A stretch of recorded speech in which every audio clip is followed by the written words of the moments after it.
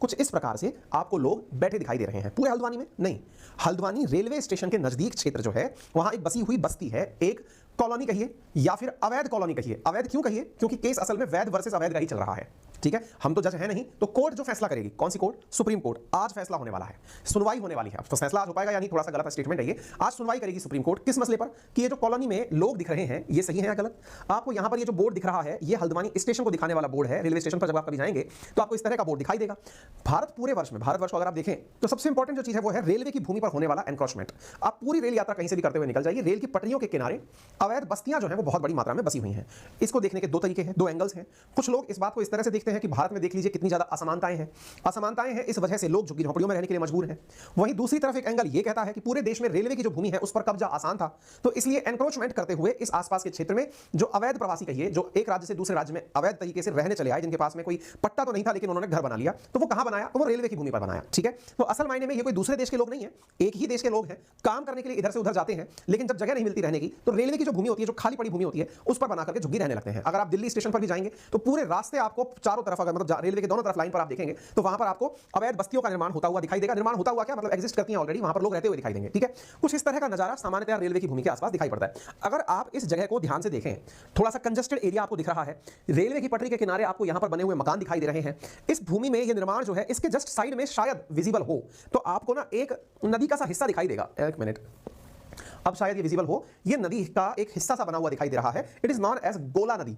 इस गोला नदी के कारण सारा विवाद शुरू हुआ है। असल में इस गोला नदी में से लोग बजरी का माइनिंग करते हैं, सैंड माइनिंग करते हैं, और सैंड माइनिंग करने वाले जो अधिकांश लोग हैं वो इस बस्ती के रहने वाले लोग हैं, ऐसा एक बार एक याचिका में बताया गया था। क्यों बताया गया था? याचिका कहां लग गई, क्या हुई थी? वर्ष 2013 में गोला नदी पर बना हुआ एक ब्रिज गिर गया था। जांच बैठी, शिकायत हुई, परिणाम निकल कर आया कि गोला नदी के किनारे रहने वाली ये जो अवैध बस्ती है, जो कि रेलवे के किनारे की भूमि पर बसी है, इस बस्ती के द्वारा इस मिट्टी की माइनिंग की गई और उस माइनिंग के कारण पुल जो है वो टिक नहीं पाया और वो गिर गया। कोर्ट ने 2013 में आदेश दिया कि इस बस्ती को हटा दो। अब उस दिन 2013 को जो दिया गया आदेश है कि रेलवे की भूमि पर बसे हुए ये लोग, जिनकी वजह से गोला नदी का रिवर का ब्रिज गिरा, इन लोगों को हटा दो। उसके बाद का यह परिणाम है। अर्थात आदेश की पालना जब आने के लिए प्रशासन सड़कों पर आया तो लोग अपने द्वारा प्रोटेस्ट करने के लिए इस तरह से सड़क पर दिखाई देने लग गए। लोग अपने बच्चों के साथ, ये बच्चे और ये महिलाएं यहां पर दिखाई देने लगे। आपके दिमाग में यह प्रश्न बहुत तेजी से उमड़ सकता है कि इस पूरे प्रोटेस्ट में, इस पूरी कॉलोनी के अंदर क्या पुरुष नहीं रहते हैं? क्या पुरुष के बिना कॉलोनी है क्या? नहीं, पुरुष हैं, लेकिन प्रोटेस्ट में महिलाएं और बच्चे हैं।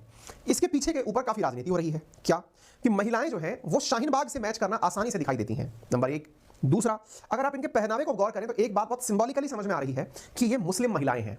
अर्थात इसमें एक और राजनीतिक एंगल एंट्री करता है और वो ये है कि यहां पर मुस्लिमों की बस्ती को गिराने का प्रयास किया जा रहा है। तो उम्मीद है कि आपको इन शॉर्ट बहुत सी बातें एक ही लाइन में समझ में आ रही होंगी। हालांकि यहां पर मेजॉरिटी मुस्लिम है, माइनॉरिटी में और भी रिलीजन है, यहां पर हिंदू भी हैं, लेकिन ये जो बस्ती है जिसे गिराने को लेकर प्रोटेस्ट हो रहे हैं कि इसे ना गिराया जाए, जिसमें लगभग 4000 घर हैं, जिसमें एक्सपेक्टेड है 40-50 हजार के आसपास लोग भी प्रभावित होंगे, इसको लेकर के यहां पर विरोध चल रहा है। तो उम्मीद है कि अब आपको यह समझ में आ गया जगह कहां की है, हल्द्वानी की है। हल्द्वानी के अंदर कहां पर जगह है? हल्द्वानी रेलवे स्टेशन पर रेलवे की जगह है। रेलवे की जगह पर निर्माण कैसा है? ऐसा है। लेकिन ये जो दिख रहे हैं ये कच्चे से मकान है। असल में यहां पर पक्के मकान भी बने हुए हैं, उनमें रहने वाले लोग प्रोटेस्ट कर रहे हैं, लोगों के साथ साथ बच्चे भी प्रोटेस्ट पर उतरे हुए हैं, और इस प्रोटेस्ट के अंदर अब एंगल कोर्ट का तो है ही, राजनीति का भी एंट्री कर रहा है। एक चीज और यहां पर मैं आपको बताना चाहूंगा, ये जो भूमि है ये रेलवे की है या फिर अतिक्रमण की है, इसको लेकर असल विवाद है। रेलवे इस भूमि को लगभग 29 एकड़ के आसपास की भूमि है जिसे वो अपना बताता है। ठीक है साहब, तो उम्मीद है कि मैंने आपको इन शॉर्ट बहुत सारी बातें यहां पर बताने का जो प्रयास किया वो लगभग आपको क्लियर हो गई होंगी। अब हम थोड़ा आगे बढ़ते हैं। चलिए सिलसिलेवार तरीके से आपको सारी मतलब बातें बताना शुरू करते हैं। तो देखिए यहां पर 4000 परिवारों को संकट है, 3 सरकारी स्कूलें टूटेंगी और एक पब्लिक हेल्थ सेंटर यहां पर टूटेगा हल्द्वानी के अंदर, यदि डेमोलिशन हुआ, यानी कि इनको तोड़ा गया। और इस एनक्रोचमेंट के अंदर जो हल्द्वानी के अंदर है, इस एनक्रोचमेंट को हाईकोर्ट के आदेश के अनुसार तो तोड़ देना चाहिए, यानी इस अतिक्रमण को हटा देना चाहिए, लेकिन अब लोग सुप्रीम कोर्ट में राहत लेने के लिए पहुंचे हैं। यानी आज का मसला क्या है? तो मसला यह है कि इस अतिक्रमण वाली भूमि को हटाने का हाईकोर्ट ने तो आदेश दे दिया है, लेकिन हाईकोर्ट के आदेश को चैलेंज करने के लिए आज सुप्रीम कोर्ट में याचिका दायर की गई है। अब सुप्रीम कोर्ट इस मसले की सुनवाई करेगा और देखेगा कि इस अतिक्रमण को हटाया जाना चाहिए या नहीं हटाया जाना चाहिए। उत्तराखंड के अंदर नैनीताल हाईकोर्ट के द्वारा यह फैसला दिया गया है, 29 एकड़ की अवैध कब्जे की भूमि को हटाने का आदेश दिया गया है, जहां पर 4000 से अधिक कच्चे पक्के मकान हैं, जिनके आसपास लगभग 50,000 लोगों के रहने की बात है। इस केस के अंदर जो प्रभावित पक्ष है उनकी तरफ से केस लड़ने के लिए आए हैं सलमान खुर्शीद, जो कि कांग्रेस के नेता हैं, पहले मंत्री भी रह चुके हैं, सुप्रीम कोर्ट में इसमें प्रभावित पक्ष की पैरवी करेंगे। और वहीं प्रशांत भूषण, जो कि पहले कनेक्टेड रहे हैं, एक्टिविस्ट एंड लॉयर हैं, आम आदमी पार्टी से जिनका लंबा संबंध भी रहा है, वरिष्ठ वकील हैं, और ये भी प्रभावित पक्ष की तरफ से यहां पर अपनी बातें रखेंगे। घटना कब से शुरू हुई? रिसेंटली हाईकोर्ट ने ताजा आदेश 21 दिसंबर को दिया था, रेलवे से कहा था कि हल्द्वानी में जो भी अतिक्रमण की भूमि है इसको खाली करवाया जाए।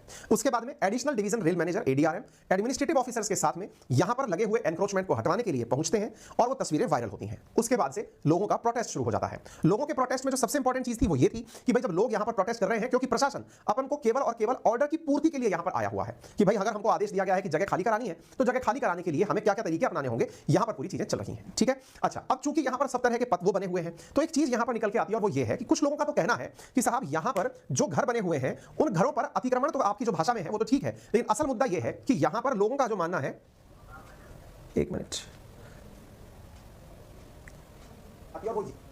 यहां पर लोगों का यह मानना है कि हमारे पास में यहां रहने के पट्टे भी उपलब्ध हैं, अर्थात यहां जहां पर लोग रह रहे हैं उनके पास में घर के कागजात अवेलेबल हैं और अवेलेबल कागजात के बावजूद भी अगर आप हमें हटा रहे हैं तो ये ठीक नहीं है। लोगों का यहां पर ये मत है। ठीक है, तो यहां पर एक जो लाइन लिखी गई है जैसे वायर ने लिखी है कि residents targeted for eviction in Haldwani claim political motivation behind decision.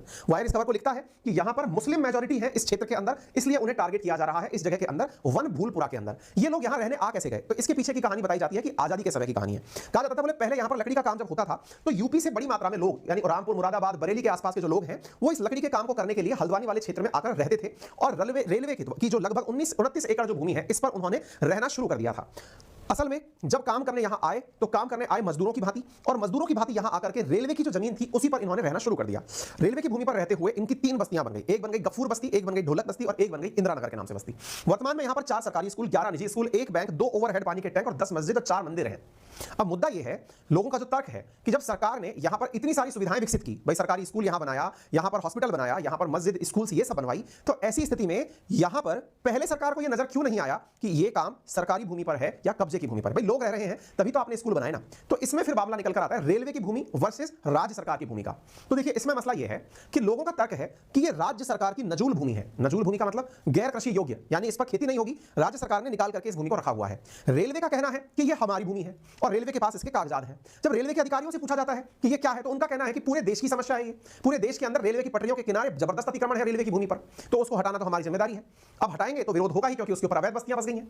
अच्छा मुसीबत क्या है कि यदि यहां पर इस बस्ती को लीगलाइज कर दिया जाए, यानी कि रेलवे से यह कहा जाए कि इस बस्ती को आप यहीं रहने दें, क्योंकि ये तो कोर्ट में चला गया मामला। अच्छा कोर्ट में गया भी कैसे? कोर्ट में यह मामला नहीं जाता, मामला 2013 की उस घटना से गया जब एक जनहित याचिका दायर की गई थी हाईकोर्ट के अंदर। किस बात को लेकर? रविशंकर जोशी नाम के व्यक्ति ने अपने द्वारा एक जनहित याचिका दायर की। उसने कहा गोला रिवर का पुल क्यों गिरा?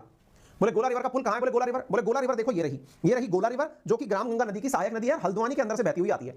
तो बोले गोला रिवर जो है ना, इस पर एक ब्रिज बना हुआ था, वो ब्रिज गिर गया। तो ब्रिज क्यों गिरा? बोले ये जो बस्ती है ना जो यहां रहती है, इस बस्ती के लोग जो हैं वो जाकर के यहां से मिट्टी निकालते थे, तो ब्रिज के नीचे की मिट्टी निकल गई, ब्रिज गिर गया। तो ऐसी स्थिति में याचिकाकर्ता ने जब कोर्ट से ये बात करी तो कोर्ट ने रेलवे को बुलाया कि हां भाई तुम्हारी भूमि पर लोग क्यों रहते हैं जिन्होंने पुल गिरा दिया? तो कोर्ट ने, रेलवे ने कहा साहब अतिक्रमण है, तो हाईकोर्ट ने कहा हटाओ उसको, और हाईकोर्ट ने इसको हटाने का आदेश दे दिया। तब से लेकर हाईकोर्ट ने 2016 में 10 हफ्ते के अंदर इसको हटाने का आदेश दे दिया था। इसके बाद में पीपी एक्ट यानी public premises eviction of unauthorised occupant act 1971 के तहत रेलवे ने इस पर नोटिस देकर सुनवाई शुरू करवा दी। लोग अपने कागजात लेकर के कोर्ट्स में पहुंचने शुरू हो गए, रेलवे कोर्ट में, जिला कोर्ट में कि साहब हमारी जमीन से हमें क्यों हटाया जा रहा है। रेलवे इस घटना की सुनवाई कई लेवल पर कर भी रहा है, बहुत सारी कोर्ट्स में लोग अपने अपने कागजात लेकर पहुंचे हुए हैं, कहीं कोई जिला कोर्ट में गया हुआ है, कोई हाई कोर्ट में गया हुआ है, जिसकी जैसी समझ आ रही है वो वहां गया हुआ है। क्यों? क्योंकि जब जिला कलेक्टर से पूछा गया कि आपका क्या रोल है तो उन्होंने कहा कि हम तो पूरी तरह तैयार हैं, मुख्यमंत्री पुष्कर सिंह धामी है, हमारी पूरी तैयारी चल रही है, हमने प्रशासन से और पुलिस की मांग की है और हम हटा देंगे। तो भाई देखिए क्या है ना, हाईकोर्ट के आदेश की पालना में तो प्रशासन खड़ा ही है, जैसा होगा। फिर सवाल पूछेंगे पुष्कर सिंह धामी क्या कहते हैं, क्योंकि वहां के सीएम है, तो उनका कहना है कि भाई हमारे मतलब हम इसके अंदर पूरा प्रयास कर रहे हैं कि जैसे ही यहां पर जो भी संभव वैकल्पिक व्यवस्था हो वो किया जा सके। अब लोगों का तर्क क्या है या फिर अपोजिशन का तर्क क्या है? अपोजिशन में कांग्रेस है, उनका तर्क यह है कि रेलवे को अगर जमीन ही चाहिए तो राज्य सरकार को पटरियों के किनारे किनारे कहीं और जाके जमीन दे देनी चाहिए कि भाई तुमको ये जमीन चाहिए तुम यहां पर डेवलपमेंट कर लो, जहां बसी हुई बस्ती है वहीं पर ही क्यों इस तरह की व्यवस्था की जानी। ठीक है साहब, सीएम ने कहा कि हम सुप्रीम कोर्ट के फैसले का सम्मान करेंगे, यानी सुप्रीम कोर्ट अगर कह देता है मत हटाओ हम नहीं हटाएंगे, सुप्रीम कोर्ट कह देता है हटाओ तो हम हटा देंगे। ठीक है साहब, अब मामला सुप्रीम कोर्ट के पास गया हुआ है। लोगों का आरोप क्या है अब वो भी जान लीजिए। राज्य सरकार ने 2016 में एक अधिनियम बनाया, मलिन बस्ती अधिनियम। एक प्रकार से इस अधिनियम के अंदर पुनर्वास की बात की गई थी 582 मलिन बस्तियों की पूरे राज्य के अंदर। उसके अंदर ये जो जगह है इसका नाम है वन भूलपुरा और गफूर बस्ती, ढोलक बस्ती। तो वन भूलपुरा जो क्षेत्र है उसके अंदर ये बस्तियां बसी हुई हैं, गफूर बस्ती और ढोलक बस्ती। तो असल में 2016 के अंदर जिन 582 बस्तियों का नाम था उसमें वन भूलपुरा की ये वाली बस्तियां भी शामिल थी जिनके पुनर्वास की बात राज्य सरकार ने की थी। लेकिन 2016 के बाद में 2021 में ये सूची संशोधित होकर वापस आती है। उसमें से वन भूलपुरा की ये जो बस्तियां थी जिनमें ढोलक बस्ती है या गफूर बस्ती है, इनके नाम निकाल दिए जाते हैं। तो इस वजह से सियासत ये हो रही है कि हमें जानबूझ करके उस लिस्ट से बाहर किया गया। तो ऐसी स्थिति में लोगों का मानना यह है कि वनभूलपुरा क्षेत्र में बसी हुई है ढोलक बस्ती और गफूर बस्ती जो है, इन्हें वापस से उस लिस्ट के अंदर शामिल किया जाए। ठीक है, तो अब इस बात को लेकर के यहां पर पूरी तरह से विवाद चल रहा है। कांग्रेस की तरफ से पूर्व सीएम जो हरीश रावत जी हैं, वो अपने घर पर ही धरना प्रदर्शन दे रहे हैं। उनके द्वारा राज्य सरकार को एक पत्र लिखा गया है, उन्हें सुझाव दिया गया है कि आप पटरियों के किनारे आगे वाली जगह रेलवे को दे दीजिए, जनता को उनके भसे हुए घर से मत हटाइए। हल्द्वानी जो है या उत्तराखंड जो है वो हार्मोनी के लिए जाना जाता है, हिंदू मुस्लिम सौहार्द और भाईचारे के लिए जाना जाता है, तो उन्हें उन क्षेत्रों से बाहर ना निकालें, ये इनका कहना है। स्थानीय लोग क्या कर रहे हैं, तो ये स्थानीय लोग यहाँ पर कैंडल मार्च और धरना प्रदर्शन दे रहे हैं। बहुत सारे लोग दुखी हैं, परेशान हैं, उनमें से बहुतों को लगता है कि इतने सालों से रहते आ रहे हैं, अब उनका आशियाना छिन जाएगा, तो उस वजह से यहाँ पर प्रोटेस्ट हो रहे हैं। ठीक है, प्रोटेस्ट के लिए लोग शांतिपूर्वक धरना प्रदर्शन कर रहे हैं, महिलाएं बैठी हुई हैं, बुलडोजर ना चले इसकी उम्मीद में कैंडल मार्च कर रही हैं। और ऐसी स्थिति में लोग जो है वो मीडिया के माध्यम से अब कंपेयर कर रहे हैं इन दोनों प्रोटेस्ट को शाहीन बाग से। शाहीन बाग जिसमें सीएए का जब प्रोटेस्ट हुआ था, सिटीजनशिप अमेंडमेंट एक्ट का, तो दिल्ली के शाहीन बाग में भी कुछ इस तरह से ही तस्वीरें देखी गई थी। तो लोगों का कहना है कि ये एक ही प्रकार का प्रोटेस्ट वहां पर भी देखने को मिल रहा है। वास्तविकता में सीएए के अंदर किसी का घर तोड़ने की बात नहीं की जा रही थी, लेकिन यहां पर चूंकि लोगों का निवास जा रहा है तो यह मुद्दा काफी गंभीर भी है। ऐसी स्थिति में फिलहाल हाईकोर्ट के खिलाफ सुप्रीम कोर्ट के अंदर सुनवाई करने के लिए अपनी पैरवी करने के लिए लोग उपस्थित होंगे। यहां पर सुप्रीम कोर्ट की तरफ से सलमान खुर्शीद इस मामले की सुनवाई कराने के लिए यानी कि एज ए वकील जो है वो इस प्रभावित पक्ष की तरफ से प्रस्तुत हो रहे हैं। सलमान खुर्शीद